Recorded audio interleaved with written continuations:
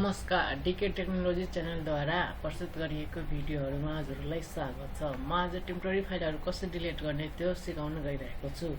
सुरुमा पहिला window plus are गर्ने अनि त्यसपछि टेम्प टेम्प लेखेर इन्टर अथवा ओके गर्ने अनि त्यसपछि टेम्पररी कन्ट्रोल ए सबै सिलेक्ट हुन्छ, शिफ्ट डिलिट गरिदिने अनि एस गरिदिने, इन्टर अथवा माउस लगेर ओके गरिदिने।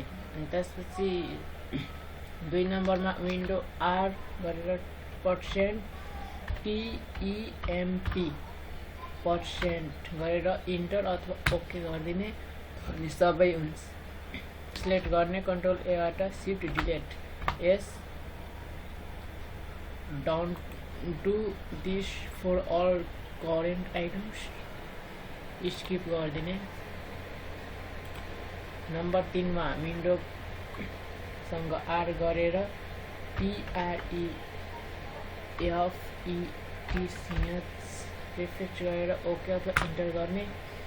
कन्ट्रोल ए बाट सबै सिलेक्ट हुन्छ, त्यसपछि शिफ्ट डिलिट गरिदिने अनि एस गरिदिने।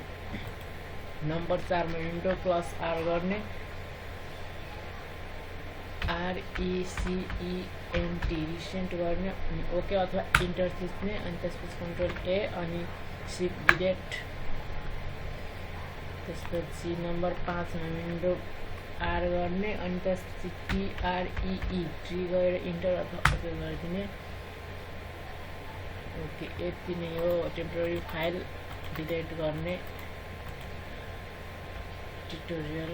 हेरिदिनु भएकोमा धन्यवाद। लाइक, कमेन्ट एन्ड सब्स्क्राइब गरिदिनु होला।